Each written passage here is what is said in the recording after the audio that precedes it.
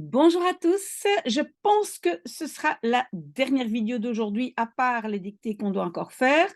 S'il y en a d'autres qui sont urgentes, d'autres vidéos, vous devez me le dire, hein, alors voilà, je prends le temps. Mais donc, j'ai reçu énormément de demandes, heu, pour faire les tests Sailor et je tiens quand même d'abord à vous dire que moi je ne fais pas partie, du ministère ou rien du tout, donc je n'ai pas plus, d'informations que vous sur le sujet et de tout ce qu'on peut trouver sur internet. C'est vrai que j'ai déjà rencontré des gens, qui ont fait le test ou qui doivent encore le faire, donc j'en parlerai aussi. J'ai quand même, moi, vérifié, ici sur le lien que vous voyez ici, j'ai vérifié, tout ce qu'on doit connaître ou faire quand on veut participer à un certain test, parce qu'il y en a énormément. OK, donc vous trouverez, le lien vers le document ici en dessous. Si vous voulez, vous pouvez cliquer sur ce lien, mais j'imagine que vous avez déjà fait, cette démarche. Alors, donc, j'ai reçu au moins 4 demandes et peut-être que j'en oublie encore. J'ai reçu la demande de Jessie, je pense qu'elle est avocate, de Mimi, d'Abdallah et de Lancelot, qui veulent donc faire un test Sailor. Alors, hem, tout ça, c'est un peu des tests différents. Alors, je commence par Jessie qui doit faire ou qui veut faire, pardon, le test Sailor 9.2. Hem et si j'ai bien compris, elle doit faire la, compréhension à l'audition, pardon, et l'expression orale, en octobre et c'est de niveau B1. Et donc ça veut dire que c'est un test qui est pour le personnel en contact avec la population. C'est pour les agents du service public régional bruxellois, donc j'imagine que Jessie travaille pour ce service. Il donne accès à une prime de bilinguisme et il évalue les compétences suivantes: audition, lecture et orale conversation niveau B1. Alors B1 est un niveau assez élevé et on va voir que même plus loin, on va même avoir le niveau C1. Donc ce sont des niveaux qui sont quand même déjà vraiment très, très élevés et que donc vous allez devoir vous préparer. Je fais référence pour Jessie, parce qu'elle donc veut faire CA et O et donc j'ai déjà dans ce document, j'avais déjà utilisé le test que Odys, a dû faire et donc lui, il a noté toutes les questions. Parce qu'évidemment, l'oral surtout sera adapté à votre profession. Donc Jessie n'a pas la même profession que Odys, mais Jessie, ce que vous devez absolument faire, c'est regarder les questions, répondre pour vous, hein, donc pour votre situation. Si vous n'arrivez pas à le faire en néerlandais, vous pouvez le faire en français. Je peux faire une vidéo en traduisant en néerlandais, mais donc vous devez absolument travailler à votre niveau. Comment est-ce qu'on travaille la CA? Ben, ça, c'est surtout en écoutant des programmes en néerlandais. Parce que ce que beaucoup de gens, je pense, ne comprennent pas, c'est que apprendre une langue à ce niveau-là, à un niveau très élevé, beh, vous devez donc maîtriser toute cette, verbalité de base. Vous devez comprendre la base en audition et vous devez aussi savoir parler assez couramment et de façon fluide et donc cette base hem, qui n'est pas du tout spécifique pour votre profession, mais cette base, vous devez l'acquérir et comment est-ce qu'on le fait? Beh, on écoute, on écoute et on écoute. Qu'est-ce que moi donc je, conseille à tout le monde? C'est vous écoutez des émissions sur la plateforme VRT Max et vous vous faites un programme très, très strict. Par exemple, tous les jours, un quart d'heure VRT Max. Vous pouvez aussi écouter les podcasts de la VRT. Tout ça, bah, se trouve en ligne. Donc ça, c'est vraiment pour vous exercer à vous adapter votre oreille et aussi votre oralité à la langue.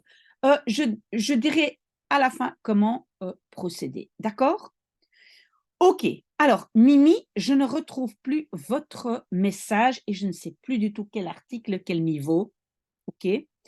Donc, s'il vous plaît, revenez vers moi. Abdallah, il veut des exercices pour Sailor article 7.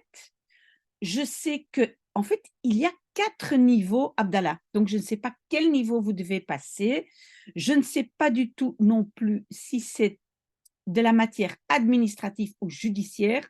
Donc, vous devez d'abord me donner un peu plus d'informations. Et alors, nous avons Lancelot qui doit en fait passer l'article 12, qui est vraiment, vraiment d'un niveau très, très élevé. Je l'ai marqué ici, hein. Niveau très élevé. Déjà, Jessie, c'est élevé. Alors, Lancelot, c'est très élevé.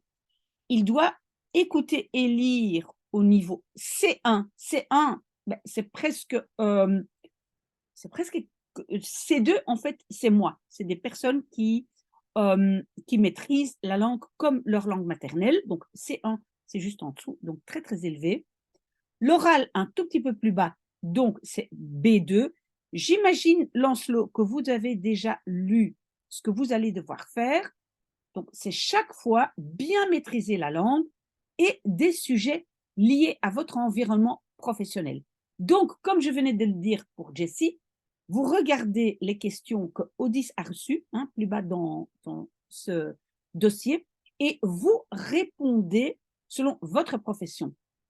Donc, ou bien vous le faites en néerlandais, vous essayez, je corrige, ou bien vous le faites en français et je traduis en faisant une vidéo. Ça, c'est à vous de voir, mais vous devez absolument regarder les questions que Odys a notées. Vraiment, 1000 fois merci, Odys, ça nous aide énormément.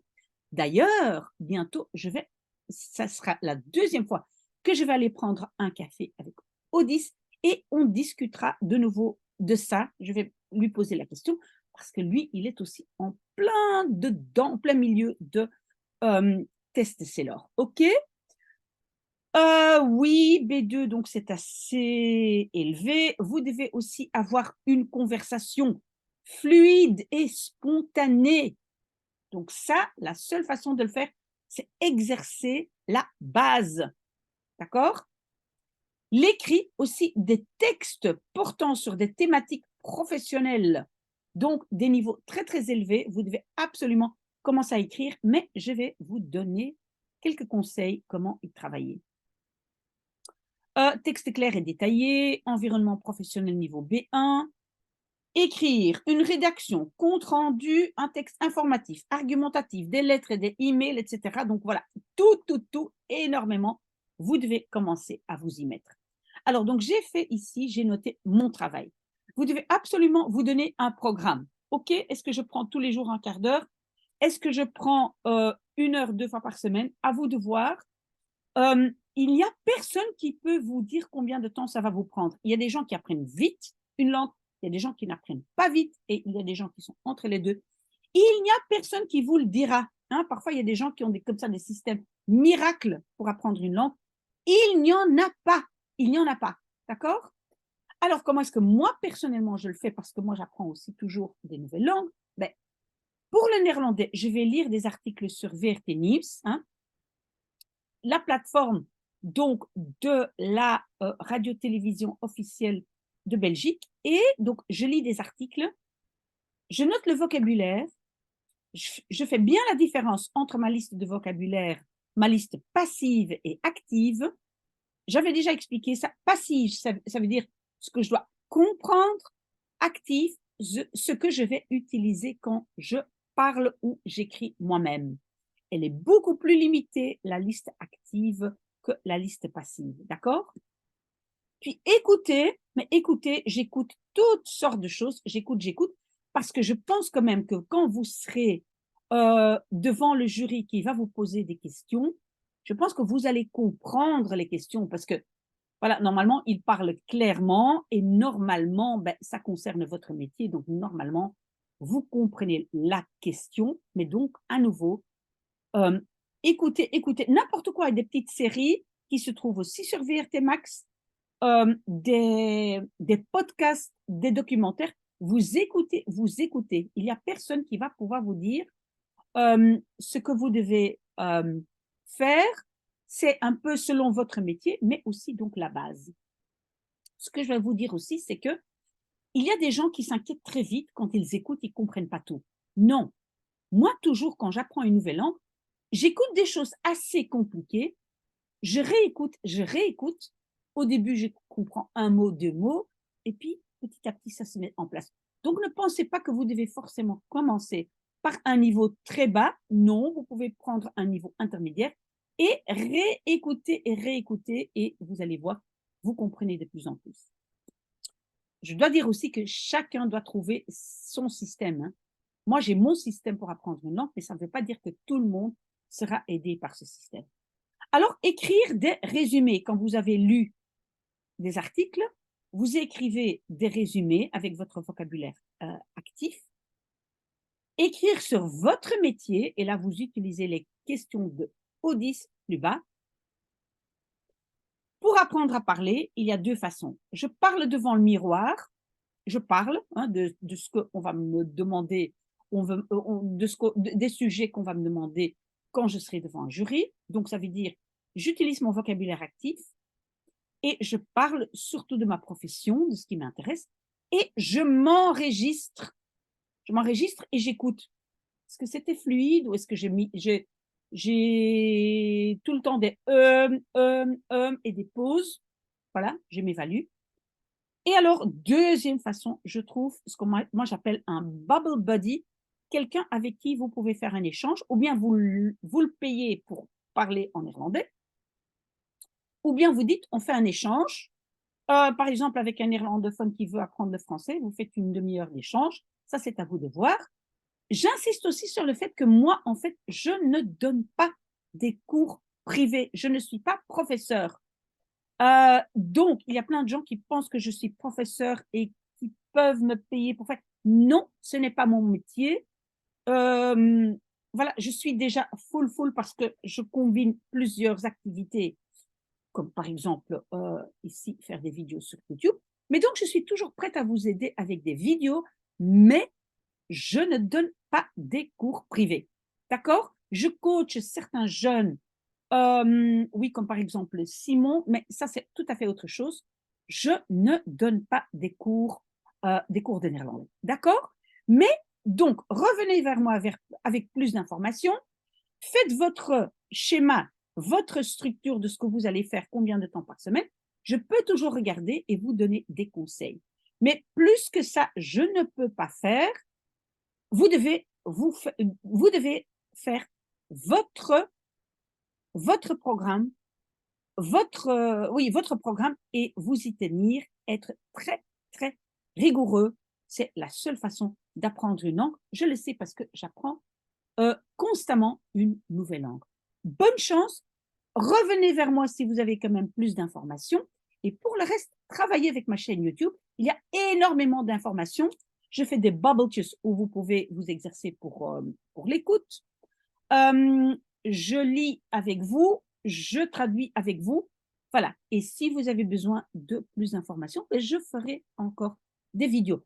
Bonne chance. Je sais que j'ai déçu certaines personnes, mais vous devez maintenant vous prendre en charge. Bonne chance. Je reste quand même disponible pour plus d'informations. Voilà. Très, très bon dimanche à vous.